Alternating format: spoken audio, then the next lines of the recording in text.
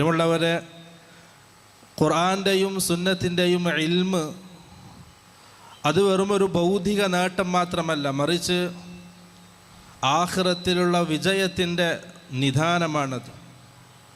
ഇൽമിലൂടെയാണ് നമ്മൾ പഠിക്കുന്ന ഖുർആൻ്റെ ആയാത്തുകളും ഹദീസുകളിലൂടെയുമാണ് ഒരടിമ അള്ളാഹുവിലേക്ക് അടുക്കുന്നത്. അതുപോലെ തന്നെ സ്വർഗത്തിൻ്റെ വാതിലുകൾ ആ അടിമക്ക് മുമ്പിൽ തുറക്കപ്പെടുന്നതും ആ ഇൽമിലൂടെയാണ്. റസൂൽ സല്ലല്ലാഹു അലൈഹി വസല്ലം പറഞ്ഞു, മൻ സലക തരീഖൻ യൽതമിസു ഫീഹി ഇൽമ സഹലല്ലാഹു ലഹു ബിഹി തരീഖൻ ഇലൽ ജന്ന. ഒരാൾ ഇൽമ അന്വേഷിച്ചുകൊണ്ടൊരു മാർഗത്തിൽ പുറപ്പെട്ടാൽ സ്വർഗത്തിലേക്കുള്ള പാത അവന് അല്ലാഹു സുബ്ഹാനഹു വ തആല എളുപ്പമാക്കി കൊടുക്കും. പ്രിയമുള്ളവരെ, ഇൽമിലൂടെ സ്വർഗത്തിലേക്കുള്ള പാത എളുപ്പമാകുന്നത് 3 രീതിയിലാണ്.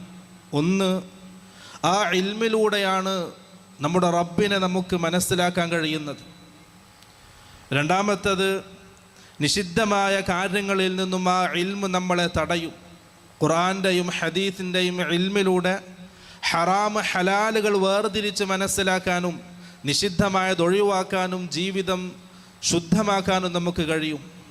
മൂന്നാമത്തത്, ഖുർആൻ്റെയും സുന്നത്തിൻ്റെയും ഇൽമ് സൽക്കർമ്മങ്ങൾ അമലുസ്വാലിഹാത്തുകൾ ചെയ്യാൻ നമ്മളെ പ്രേരിപ്പിക്കുന്നു എന്നുള്ളതാണ്. ഈ 3 കാര്യങ്ങളിലൂടെയാണ് പ്രിയമുള്ളവരെ ഇൽമു നമുക്ക് സ്വർഗത്തിൻ്റെ വാതിലുകൾ എളുപ്പമാക്കി തരുന്നത്.